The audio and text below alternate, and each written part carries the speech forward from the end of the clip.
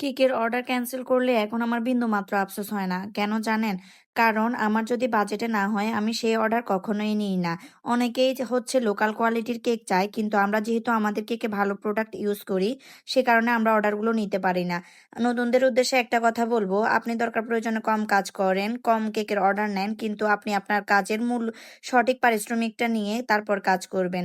কারণ আপনি হচ্ছে একটা সময় যদি কাস্টমারকে কম টাকায় একটা কেক দেন, তখন নেক্সট টাইমও কাস্টমার আপনার থেকে সেই কম টাকার কেকই চাইবে।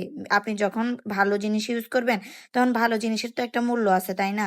সেটা আপনাকে মাথায় রেখে কাজ করতে হবে। আপনার কেকের টেস্ট যদি ভালো থাকে, কোয়ালিটি যদি ভালো থাকে, তাহলে অবশ্যই আপনার অর্ডার আসবে। দরকার প্রয়োজনে আ সময় নিয়ে কাজ করবেন। একটু দেরিতে আপনার সফলতা আসবে, কিন্তু সফলতা একদিন আসবেই যদি আপনার কোয়ালিটি, টেস্ট, কোয়ান্টিটি সবকিছুই ঠিক থাকে। যে কাস্টমার একসময় বাজেটে না মিলায় আপনার থেকে কেক নিতে পারে নাই, সেই কাস্টমারই যখন দেখবে যে আপনার কেকের টেস্ট, কোয়ালিটি সবকিছুই ওকে আছে, তখন ঠিক দেখবেন যে আপনার কাছ থেকেই অর্ডার করছে। এভাবে আসলে শুরু করা উচিত। নতুনরা কি করে, কম পারিশ্রমিক নিয়ে কিংবা হচ্ছে যে একদম লোকাল কোয়ালিটির কেক যারা চায় অল্প টাকায় কেক দিয়ে দেয়। ভাই, একটা কেকে আপনি ৳২০০-৩০০, ৳৩৫০ কিভাবে একটা ১ পাউন্ডের কেকের আশা করেন? আমি বুঝি না। যারা একটা ভালো কোয়ালিটির কেক চায় তারা অবশ্যই হচ্ছে যে একটু ভালো প্রাইস দিয়ে কেক নিতে হবে।